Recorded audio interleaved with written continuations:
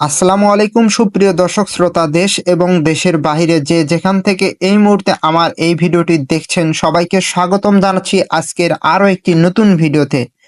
সম্মানিত দর্শক শ্রোতা, এই যান্ত্রিক শহরে আর ঘোড়ার গাড়ি দেখা পাওয়া যায় না। আজকে হঠাৎ আমাদের গ্রামে ঘোড়ার গাড়ি দেখে ভিডিও করলাম আপনাদেরকে দেখানোর উদ্দেশ্যে।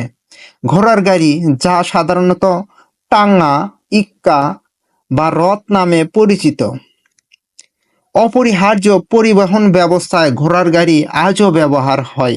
এটি প্রধানত ঘোড়া দ্বারা চালিত দুই চাকার গাড়ি, যা বিভিন্ন স্থানে পণ্য পরিবহনের জন্য ব্যবহৃত হয়। ঘোড়ার গাড়ি বহু প্রাচীন কাল থেকে ব্যবহৃত হয়ে এসেছে। এটি রাজা, মহারাজা, জমিদার এবং সাধারণ মানুষের যাতায়াতের জন্য জনপ্রিয় ছিল। গ্রাম অঞ্চলে ঘোড়ার গাড়ি এখনও পণ্য পরিবহন কাজে ব্যবহৃত হয়। এটি ইঞ্জিন চালিত গাড়ির মতো ধোঁয়া বা দূষণ সৃষ্টি করে না, যা পরিবেশ বান্ধব। ঘোড়ার গাড়ি শুধুমাত্র পরিবহন নয়, এটি বিভিন্ন সংস্কৃতি ঐতিহ্যের সাথে জড়িত। আজকের আধুনিক যুগে যদিও ঘোড়ার গাড়ির ব্যবহার কমে এসেছে, তবুও এটি ঐতিহ্যের প্রতীক এবং গ্রামীণ জীবনের অবিচ্ছেদ্য অংশ হিসেবে টিকে রয়েছে।